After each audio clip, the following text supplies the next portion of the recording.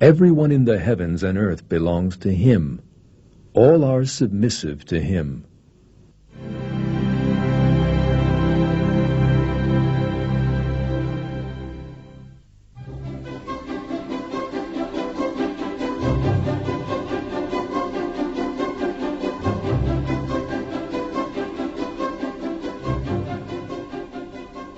One of the finest examples of the link between mother and baby can be seen in dolphins. The mother prepares her baby for all kinds of danger, and she is obliged to be strict with it while doing so, albeit unwillingly. These young dolphins are racing a boat. One of the young dolphins unwittingly draws too close. The propeller or hull could do it serious damage. The mother spots the danger and immediately draws up alongside the youngster. It pushes it down to the bottom of the sea. The angry mother sends out high-frequency sound waves to the youngster's body with her nose. These waves both indicate the mother's anger and cause the youngster a measure of discomfort. The youngster is very unhappy. After that stern reprimand, the mother begins to swim alongside it and affectionately rubs one fin against his. That is the dolphin equivalent of holding hands. By doing so, she shows the youngster that she loves it. The knowledge of God has embraced every living thing and every inanimate object. In one verse, God reveals, "And no fruit emerges from its husk, nor does any female get pregnant or give birth without His knowledge."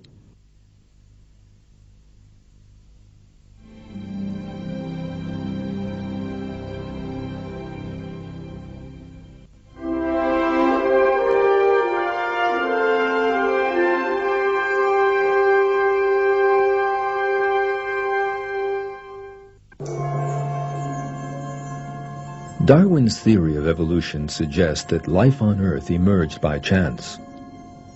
The theory of evolution also maintains that there is a pitiless fight for survival among living things.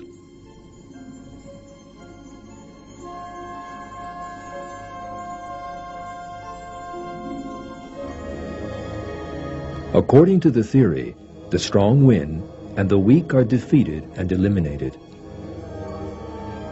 Charles Darwin, the founder of the theory, based his idea of the so-called fight for survival on the concept of natural selection.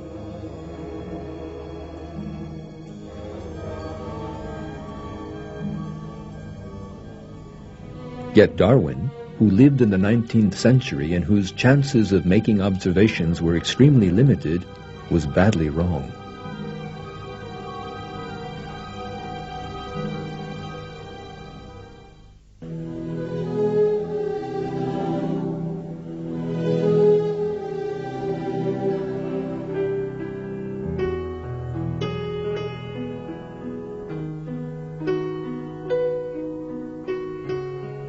It has now emerged that natural selection has no evolutionary force at all, and that furthermore, there is no such ruthless war in nature as Darwin has claimed. Most weak individuals are protected by stronger ones, and different species help one another. As you have seen in this film, parents protect their babies, the weakest and most defenseless things in the world, at the cost of their lives. The theory of evolution that has already collapsed in the face of modern science is even further demolished by these observations in nature.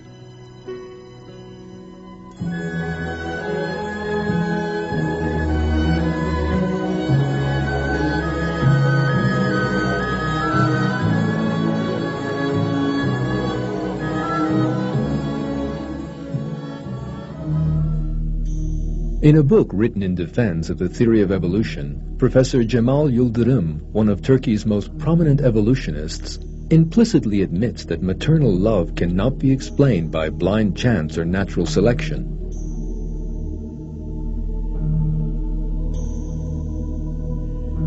Is there any possibility of accounting for a mother's love for her young by a blind mechanism, that is, natural selection, with no psychological component? There is no doubt that Darwinists are hard put to provide a satisfactory answer to this question. Although it is not scientific, the idea that nature consists solely of a relentless struggle for survival has been blindly defended by evolutionists, and some have even attempted to apply it to human life. Such people, devoid of such concepts as love, affection, and compassion that religion brings with it, have maintained that weak, handicapped, and sick people are condemned to elimination by natural selection, and that they have no right to life.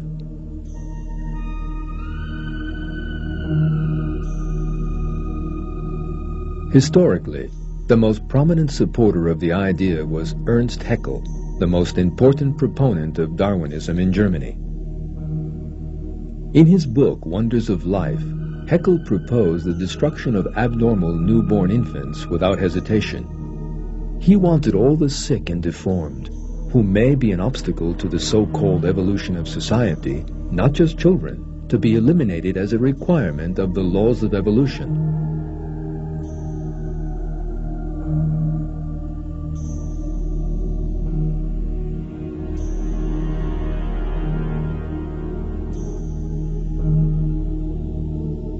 He complained that hundreds of thousands of incurable lunatics, lepers, people with cancer, etc., are artificially kept alive in our modern communities without the slightest profit to themselves or to the general body.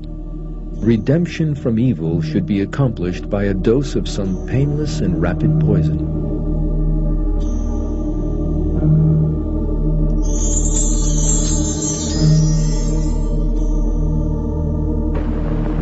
Aber Deutschland wird bestehen. Wir werden sterben, aber Deutschland muss leben, jetzt und immer. These ruthless ideas of Haeckel were taken up by Adolf Hitler's Nazi Germany, and tens of thousands of innocent people were killed on the grounds that they were sick or handicapped, and represented an obstacle to the so-called evolution of the German race.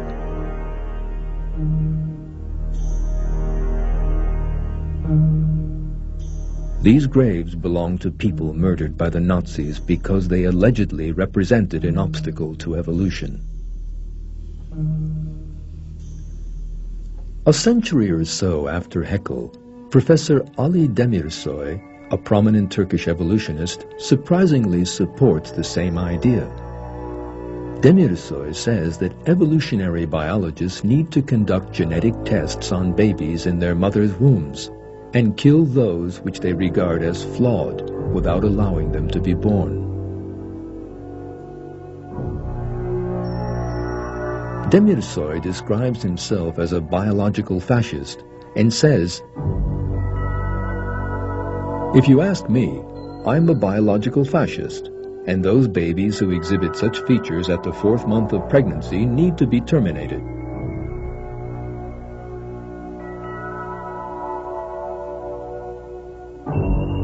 As we have seen, evolutionists cite nature in support of their inhuman ideas, such as killing a handicapped baby. Yet when we look at nature and animal behavior, we see that evolutionists are mistaken, and that even animals are more compassionate and possessed of more conscience than the people who actually put forward such ideas.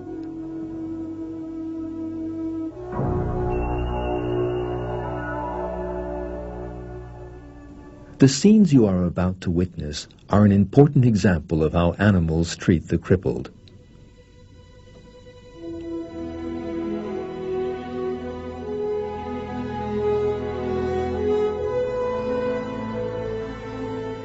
A hot day on the plains of Kenya. A herd of elephants have set out on one of their day expeditions to find food.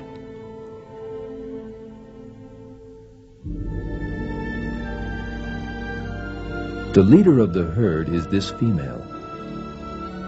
It is a hot day,